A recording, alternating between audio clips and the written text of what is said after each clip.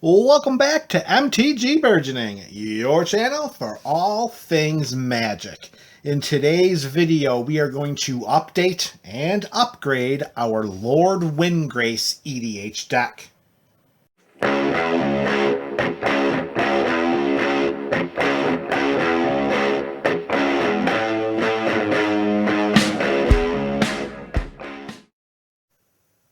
Salutations to the MTGBC. That is, of course, the MTG Burgeoning community. Welcome back to another installment of the Up and Up series. Today, we are going to update and upgrade our Lord Windgrace EDH deck. We are going to focus on optimizing the lands that matter in this deck. This is a lands matter deck that is helmed by our Jund Planeswalker. So we're going to swap in some lands, swap out some, and we're also going to exchange some cards in the 99 that are going to help us to synergize and optimize our lands matter approach. So let's begin with a chunk of the lands that we're going to bring out. We're just going to show this big old chunk here, 2 basic forests, 2 basic swamps, and 2 basic mountains if we're going right to left. That is half a dozen basic lands that are coming out, and those 6 basic lands are going to be replaced by 6 other basic lands. But they're not your true basic lands, because these 6 basic lands are going to be our snow-covered basics. There they are, from left to right, 2 mountains, 2 swamps, and 2 forests that are all covered with snow. The reason for this swap is to make sure that we can optimize the ability to trigger Field of the Dead as much as we possibly can. Because they're still counting as basic lands, we can also use our land fetchers like our Cultivate and our Kodama's Reach to get these lands onto the battlefield and trigger as many different things as we possibly can, with, of course, the optimization in mind of making sure that Field of the Dread can trigger early, often, and frequently. Now, the eventual goal will be to have a nice balance of basic lands versus other non-basic lands that can fully complement the landfall abilities in this deck, specifically with respect to Field of the Dead, but that's not the only win condition installed in this theme. So that's going to be more of a long-term project. As more of these lands become available, we will revisit the Up and Up series with Lord Windgrace to make sure that we can completely optimize the land base. The only other land swap we're making today coming out is going to be Strip Mine. This gives us a colorless, but we can tap and sacrifice this, and we can destroy target land, with the idea of keeping a potential land-destroying card in the deck. Just for this purpose, we're going to include Field of Ruin in the place of Strip Mine. This gives us the colorless mana. We do have to invest 2 mana in order to activate its sacrifice ability to destroy target non-basic land. We're not really too worried about the basic land destruction, but if we're staring at a non-basic land like, I don't know, Glacial Chasm, we kind of need that to come off of the battlefield so that we can make sure to interact with that opponent. The best feature of including Field of the Ruin for the purposes of this deck is that, yes, each player will get to search their library for a basic land and put it onto the battlefield. However, we are one of those players, so although we do gift the other players with a free basic land, the basic land that comes into play under our control is going to do much more for us than it will them, unless, of course, they are also trifling with a landfall or lands matter deck. In that case, it may take a second opportunity to think about activating Field of Ruin. All right, so those are the lands going out and the lands coming in. Now let's talk about some non-land cards that can help to optimize what we're doing with Lord Windgrace as our general. The first card coming out is Nylea's Intervention. Sorcery Speed, X and double green. We get to pick one of the following 2 modes. We either search our library for up to X land cards, reveal them and put them into our hand, or Nylea's Intervention deals twice X damage to each creature with flying. In all the times I have piloted this deck, I have never needed to choose the second option. And with all of the other spells that we have in this deck and all of the effects as well that allow us to get basic lands from our library, as well as from our graveyard, Nylea's Intervention generally just sits in my hand collecting dust. So I figured it would be a good time to replace this card with something that could help us to accentuate what this deck is all about. With Nylea's Intervention coming out, in its place is going to be one copy of an MFDC, and that is going to be Agadeem's Awakening. We have the benefit of casting this as a sorcery or playing it as a land. First, let's talk about the front-facing spell. It's triple black and X, and then we can return from our graveyard to the battlefield any number of target creature cards that each have a different converted mana cost of X or less. We have many creatures that are included in the 99 that can help to optimize and enhance this lands matter build, getting them back to the graveyard and having them come right back onto the battlefield just by casting Agadeem's Awakening. And this is just an us spell. This isn't a living death spell or a Patriarch's Bidding, where our opponents may also benefit from us casting this spell. This is just for Lord Windgrace. So that is the front facing, and on the back side we have a land that is Agadeem the Undercrypt. If we choose to play the land side of this card, which we certainly can, if we specifically need to trigger any of our landfall abilities, or if we just need to get a land on onto the battlefield in order to cast one of our spells. If we put it into play, we have the option of it coming into play tapped, or we can pay 3 life to have it come into play untapped, and either way it will produce 1 black mana. So having Agadeem's Awakening replacing Nylea's Intervention helps to accentuate the potential for graveyard recursion, and it adds another land to our land matters deck. Next card coming out is Springbloom Druid. Got a 1/1 Elf Druid for 2 and a green that when it ETBs, we may sacrifice a land. And if we do, we can search our library for up to 2 basic land cards and put them onto the battlefield tapped. This helped us out in a lot of ways because we have such a strong graveyard recursion theme where we can play lands straight from our graveyard. Having a land in our graveyard as a way in which to activate either Crucible of Worlds or Ramunap Excavator, Springbloom Druid helped to make sure that there was a land there so that we can play it as an extension from our hand. Additionally, this gives us 2 ETB triggers of 2 basic lands coming into play when Springbloom Druid ETBs. So with all of those different synergies in mind, we're going to need a creature that's really going to help to accentuate what this deck is doing as a way in which to reconcile replacing this very versatile creature. And I think we have one for the exact same mana value of 2 and a green. Let's talk about what Tireless Provisioner can do for us. For the same mana value, it's a 3/2. It's not going to fetch a land. It's not going to give us anything from the graveyard. However, it's going to give us another potential landfall activation. Whenever a land comes into play under our control, we may create a food token, or we may create a treasure token, where Springbloom Druid has the when it ETBs trigger, and then that's it. It's over and done with, just waiting to get chump blocked and sent to the graveyard.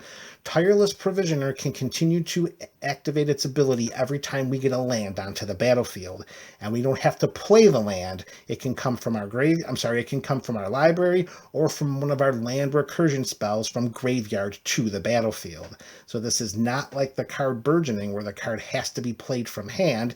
Anytime that we get a land onto the battlefield is going to trigger this landfall ability. So while Springbloom Druid puts 2 lands into play and 1 into the graveyard, giving us the mana needed there and the potential for activating some of our landfall triggers, we introduce Tireless Provisioner, and we have a repeatable source of gaining mana through the production of treasure tokens. Because in a lands matter build, when those lands keep flying in, over and over, turn after turn, Springbloom Druid is just going to sit there on the battlefield collecting dust, while Tireless Provisioner helps to create the chasm-like difference in resources between us and our opponents. All right, next card coming out is going to be Nahiri's Lithoforming. It's a sorcery for X and 2 red. We sacrifice X lands, and for each land sacrificed this way, we draw a card. We may play X additional lands this turn, and lands we control enter the battlefield tapped this turn. I know at the onset of creating this deck that this card seemed like it would be a potential win condition. I can inform each and every member of the MTGBC after having so much time playing with this deck and trying to, how can we say, trying to cast Nahiri's Lithoforming with that idea in mind has led to disappointment every single time. For the number of lands that are included in this deck, we never seem to replace the lands to our hand that we end up sacrificing. And playing those lands and coming into play tapped, that does nothing to extend our turn because they're coming into play tapped. So having Nahiri's Lithoforming as a way in which to get lands from our graveyard into the getting lands from our battlefield into the graveyard and then drawing some cards, yeah, that puts cards into our hand, but the lands are never, ever, ever replaced, because if we're sacrificing 5 lands and drawing 5 cards, I guarantee you we're maybe at the absolute best getting 2 to 3 lands. That is just not going to cut it in this lands matter deck. So we're going to do a little bit of weakening our getting lands into the graveyard theme that we have in this deck for the way in which to optimize the overall strategy of the lands matter deck. And that's going to make a lot more sense when we see the replacement for Nahiri's Lithoforming. It's not being replaced by a sorcery, it's going to be replaced by a creature. And that's going to be Titania, Protector of Argoth. 5/3 for 3 and 2 green. This legendary elemental, when it ETBs, we return target land card from our graveyard to the battlefield. So this is going to help us to get a land from our graveyard, of course, right onto the battlefield, triggering our landfall abilities. And whenever a land we control is put into a graveyard from the battlefield, we will create a 5/3 green elemental creature token. With other ways in which to get lands from our battlefield into our graveyard, including Zurin Orb and one of the cards we talked about earlier, Field of Ruin, we have the ability with Titania to have a kind of reverse landfall effect, where the land doesn't necessarily do anything for us when they ETB, but they do when they ETG, as in enter the graveyard. Titania will offer a different type of win condition by the creation of many, many 5/3 green elemental creature tokens, particularly if we have one of our graveyard recursion synergies on the battlefield and under our control. Imagine having Crucible of Worlds and a Fabled Passage in the graveyard, and we can play 3 lands per turn. We play Fabled Passage number 1, it goes on to the battlefield. We sacrifice it, find a basic, create a 5/3 green elemental creature token, rinse, lather, and repeat. All right, BC. The next and last card coming out is a card that is so popular and a card that I just do not like. I can't stand it. I put it into this deck based upon some recommendations, even against my better judgment. I've never liked this card. They just collect dust in my storage box. And finally, I have a way in which to bring it out. The card that I despise so much, which is beloved by so many, is Oracle of Moldiah. It's a 2/2 elf shaman for 3 and a green, and we may play an additional land on each of our turns, which is absolutely fabulous in a lands matter deck. However, we also have to play with the top card of our library revealed. That is so much more of a detriment than you can possibly imagine. When you have people that see what's on the top of your library, grab their phone or a pad and a pen, write it down, and they start tracking your hand, and then every single card thereafter is public information, and you can never sculpt any kind of surprises in your hand. That is too much of a detriment for MTG Burgeoning. I do not like providing my opponents with resources, and I do not like providing them with information. So with Oracle of Moldia's middle ability being so detrimental in my mind, replacing her has been my pleasure. And lastly, we may play the top card of our library if it's a land card. So again, lands matter theme, that is an absolute stud. If it weren't for that middle line of text, Oracle of Moldia would be a 5-star all-star in this deck. But she's coming out. And going in is going to be one copy of Renin 7. We've got Renin 6 in the 99 already. Well, now it's time to add Renin 7. Come on, camera, get in the game. There we go. All right, we got a Planeswalker. Oh, what the? All right, 3 and 2 green. Renin 7 is going to enter the battlefield with 5 loyalty counters. We're going to +1 to reveal the top 4 cards of our library to put all land cards revealed this way into our hand and the rest into our graveyard.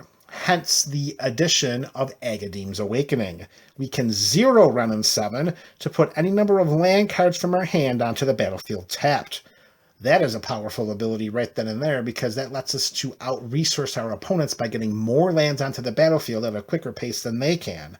We can -3 Renin 7 to create a green tree folk creature token with reach, where this creature's power and toughness are each equal to the number of lands we control. Yes, it doesn't have evasion, but with that reach, it will block creatures for days. And lastly, if we ever get to Ultimate, Renin 7, we take off 8 loyalty counters, and we return all permanent cards from our graveyard to our hand, and we get an emblem with, you have no maximum hand size. That ability, for the purposes of this deck, is just okay. It's those first 3 abilities that could really make a standout appearance for Renin 7 in this deck, and it definitely helps to strengthen and enhance what we're trying to do in this lands matter build. Replacing Oracle of Moldia with Renin 7, despite my preconceived bias of Oracle of Moldia, I do believe Renin 7 will help to synergize the theme of this deck a lot better than Oracle of Moldia. But MTGBC, you can let me know about that in the comment section below, because our modifications for Lord Windgrace have come to an end. Share your thoughts below. This is MTG Burgeoning, your channel for all things magic.